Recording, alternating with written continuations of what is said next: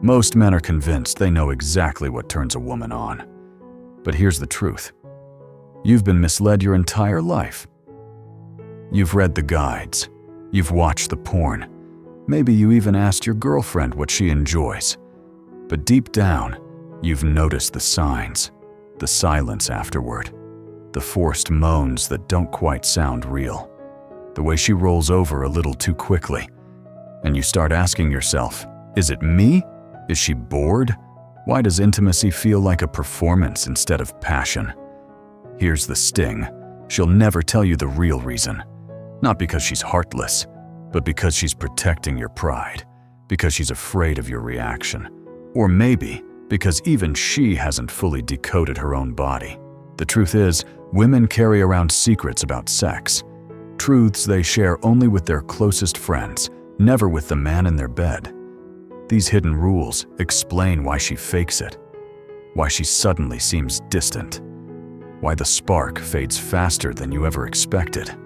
And once you see what's really happening, you'll realize it's not about love, and it's not even about skill.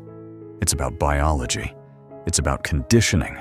It's about the illusions we've all been sold, about what women actually want. So stay with me, because I'm about to reveal 5 secrets women never confess to men. And once you hear them, you'll never see sex, relationships, or female desire the same way again. By the end of this, you'll finally understand why she's been quiet, why she's been pretending, and why these words will never leave her lips. Let's begin with the first secret. And if you've ever believed the story that women are naturally loyal angels, while men are the restless ones, get ready for a shock. The truth is almost the opposite. Women get bored faster in long-term relationships than men. They crave variety too. The only difference? They've learned how to hide it better, because admitting it would ruin the image society expects them to keep. Think about it. We're told men spread their seed, while women wait patiently for the one. But if men are sleeping with multiple partners, who exactly are they with? Other women. The math doesn't lie. Women also have multiple partners, but they're conditioned to bury that truth under a mask of innocence. And here's where biology reveals the game. A fertility doctor once told me a story that still blows my mind.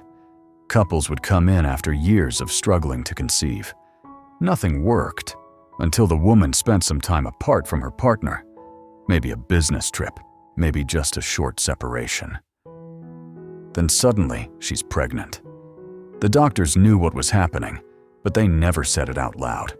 Her body had been rejecting her partner's sperm. But the moment her subconscious sensed the possibility of a new mate, even just the idea of it, her fertility increased. Her biology was screaming, "I need fresh genes." It doesn't stop there. Studies show that married women who go on a girls' trip often come back more fertile, even if they never cheat. Why?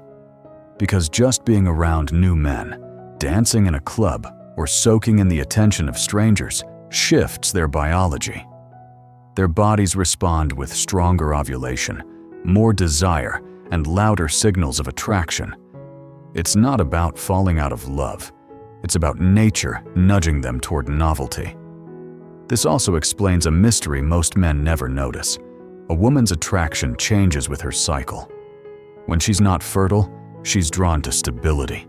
The nice guy, the safe partner, the man who feels secure. But when she's ovulating, her biology pulls her in a different direction. Suddenly, she's drawn to the bold one, the dangerous one, the man who radiates raw energy. That's why she can genuinely adore her steady boyfriend while secretly feeling a magnetic pull toward the stranger across the gym. 2 instincts, 1 heart, and a constant internal battle. And here's a detail most men completely miss. During ovulation, women unconsciously shift how they present themselves. She might reach for the dress that hugs her figure, put on lipstick for no reason, or wear heels she hasn't touched in months.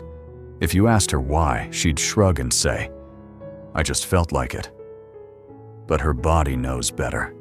Her biology is advertising fertility, sending signals into the world, whether she admits it or not. Women feel these changes. They sense the pull. They notice the shift in their own desire. But they will never tell you this truth, because how could they? How could they look at the man they love and admit, "I adore you, but my body craves variety just as much as yours does"? Now, let's move to the second truth, and this one might sting even more. You've been told your entire life that oral sex is the ultimate gift to a woman. Movies, magazines, even your friends made you believe it's the secret move that proves you're generous and skilled. But here's the part no woman will ever tell you to your face. Many of them secretly hate it. Not because it feels bad, but because of what comes after. Most men don't realize how fragile a woman's body really is. The female urethra is short, which means bacteria travel fast. That marathon session you're so proud of, it can leave her with a urinary tract infection that burns for days. She won't say it though. She doesn't want to kill the mood or crush your ego. So she smiles, fakes the pleasure, and pays the price later with antibiotics. I once heard a nurse explain why UTI cases skyrocket after Valentine's Day and New Year's Eve. It's because men go all in with oral sex, thinking they're giving their partner the night of her life. Meanwhile, women spend the following week peeing fire. Some even build up resistance to antibiotics because it happens so often. But still, they stay silent. Because telling a man his signature move is actually hurting her feels impossible. And those spontaneous moments you see in movies, the guy going down on her in the car, in an elevator, after a night out, reality is far less glamorous. She's thinking about the germs, the subway pole you touched earlier, the phone you never clean, and the fact that your hands haven't been washed since morning. She knows where those fingers are about to go. But instead of stopping you, she lets it happen. Because the last thing she wants is to seem high maintenance. It doesn't stop there. Some women also get yeast infections from oral sex. Saliva disrupts the delicate balance of bacteria in the vagina. What follows is itching, burning, discomfort, and a trip to the pharmacy for antifungal treatment. But once again, she won't tell you that your enthusiasm caused it. She'll blame stress, new soap, or her hormones. Anything but the truth. The craziest part? Women talk about this openly, with each other. In group chats, they share cranberry juice hacks, antibiotics that work best, and emojis only they understand. When one texts, "He went down on me for an hour last night," the rest know exactly what's coming. They laugh, they sympathize, they trade remedies. Meanwhile, you have no idea that your romantic gesture turned into a medical problem she'll never blame you for. If the last secret made you uncomfortable, this one will probably crush your ego. The orgasm you think you're giving her during penetration, the one that makes you feel like a king, it doesn't exist, not the way you imagine it. Every single female orgasm, no matter the type, is tied to the clitoris. Penetration alone almost never does the job. The clitoris isn't just the little button you sometimes remember to touch. It's an entire internal structure, like an iceberg, where most of it is hidden inside. A small group of women, maybe 18%, have the anatomy where penetration happens to hit the right spot. Those women can climax from intercourse alone. The rest? They're performing. They're moaning, arching, whispering your name, all to protect your ego. They're faking it, because telling you the truth would make you crumble. Women joke about this with each other all the time. In their group chats, one might say, "He thinks I came again from penetration," followed by laughing emojis. Everyone understands. They all know the truth. She didn't orgasm at all. Later, when she's alone, she'll pull out her vibrator and finally feel what she pretended to experience with you. The toy never gets tired, never needs reassurance, and always hits the exact spot. But here's where it gets even more complicated. Women can have different kinds of orgasms. Quick, surface-level clitoral ones. Deeper sensations from G-spot stimulation, which is really just another part of the clitoral network. Cervical orgasms, which only some women can achieve. Even full-body energetic orgasms that don't involve genitals at all. Meanwhile, you think 3 minutes of jackhammering is blowing her mind. The reality? She's had better orgasms from her shower head. And here's the cruel part.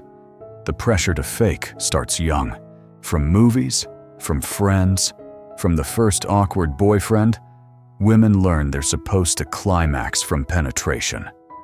So they start performing before they even know what real pleasure feels like. By the time they figure out their own bodies, usually alone with a vibrator, they're already locked into the habit of pretending with men. Breaking that cycle would mean admitting years of lies.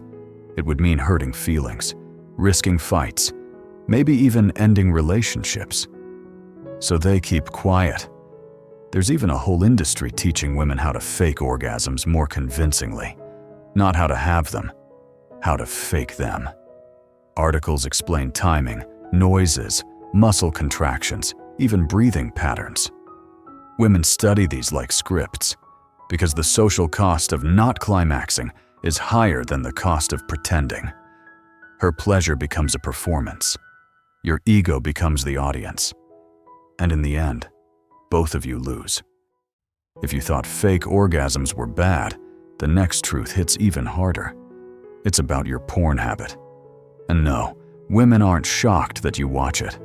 They already know. What they won't tell you is how much it's destroying your sex life. You think porn makes you creative in bed. You think it keeps your drive high. The reality is the opposite. Porn is rewiring your brain. It trains you to crave extremes, makes real intimacy feel dull in comparison.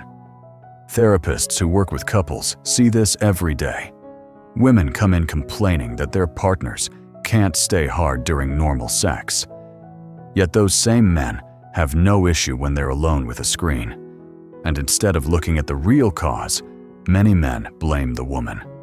You're not sexy enough. You're not doing enough. But the truth is simple. Porn conditioned their brain to expect constant novelty, endless variety, and unrealistic intensity. Things a real bedroom can never match. Women notice when you copy porn moves too. That acrobatic position that looks hot on video but feels like nothing for her. She knows where you got it. The jackhammer thrusting you think drives her wild? She's silently praying you finish soon.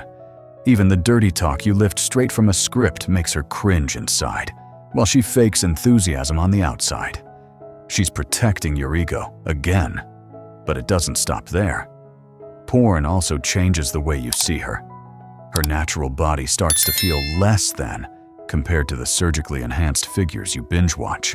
Her authentic reactions seem weak compared to the exaggerated performances you've trained yourself to expect. She feels your disappointment, even if you don't say it. She starts blaming herself, thinking she's not enough, while you wonder why reality never feels like the videos. There's something darker too.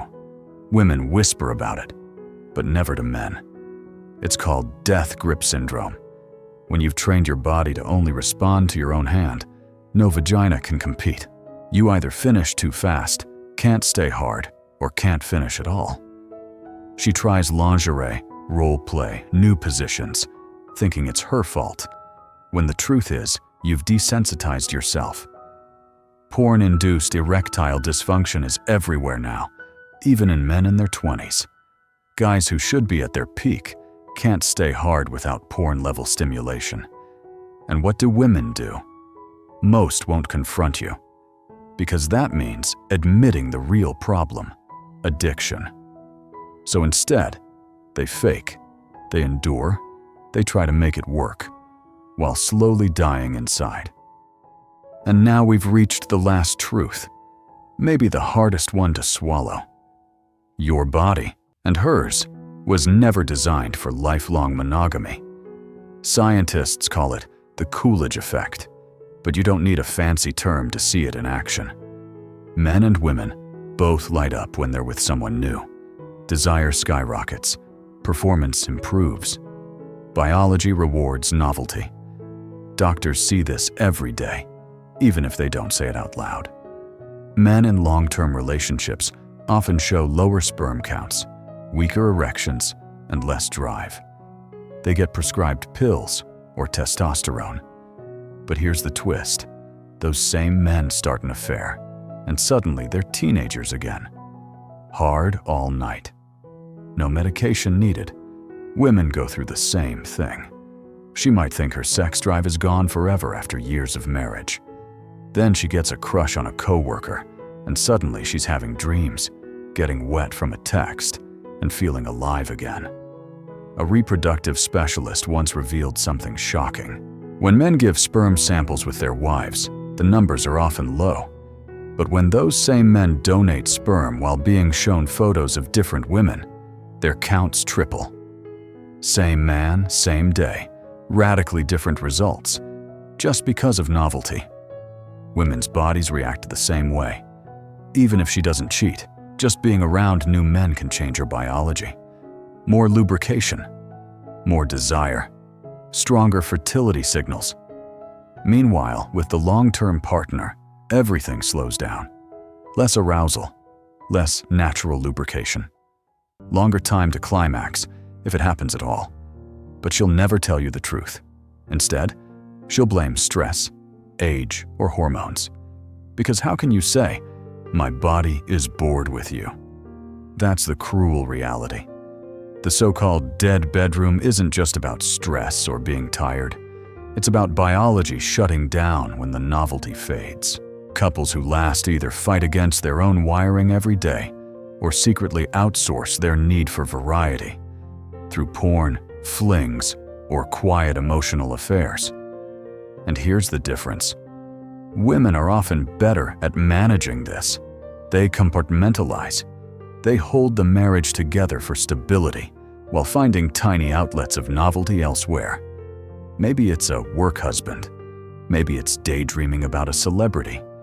Maybe it's harmless flirting that gives her just enough spark to keep going. Men, they usually get sloppy. They get caught. They blow everything up. The truth is brutal. Both men and women are wired to crave new partners. The difference is, women learned how to hide it better. There's one more secret that almost no one talks about. It isn't about what happens in the bedroom, but what happens quietly inside her mind. I call it the fantasy filter. And if you've ever felt like she was with you, but not fully present, this may explain why. See, women live in two worlds at once. There's the physical world, where she loves you, touches you, and shares a life with you. And then there's the inner world, a private cinema only she can enter. In that world, the cast changes. Sometimes it's a celebrity she'll never meet. Sometimes it's a stranger who made her laugh once at a coffee shop. Sometimes it's even an older version of you, back when you were chasing her with fire in your eyes. In that theater, passion never plays by the rules. Desire writes its own script. This isn't betrayal in the way most men imagine. It's survival. Just as men often turn to porn when reality feels too familiar, women lean on fantasy. Different outlets, same purpose: to keep desire alive when routine has dulled the edge. The difference is that women rarely confess it. Because how do you look at someone you love and say, "I thought of someone else tonight"? And here's the sting. Her body can respond to these private daydreams almost as powerfully as if they were real. She can be lying next to you, silent and still, while her mind drifts to another story. In that moment, her pulse quickens, her body warms, her desire stirs, and you might never know why. Men underestimate this because they believe sex is mostly physical.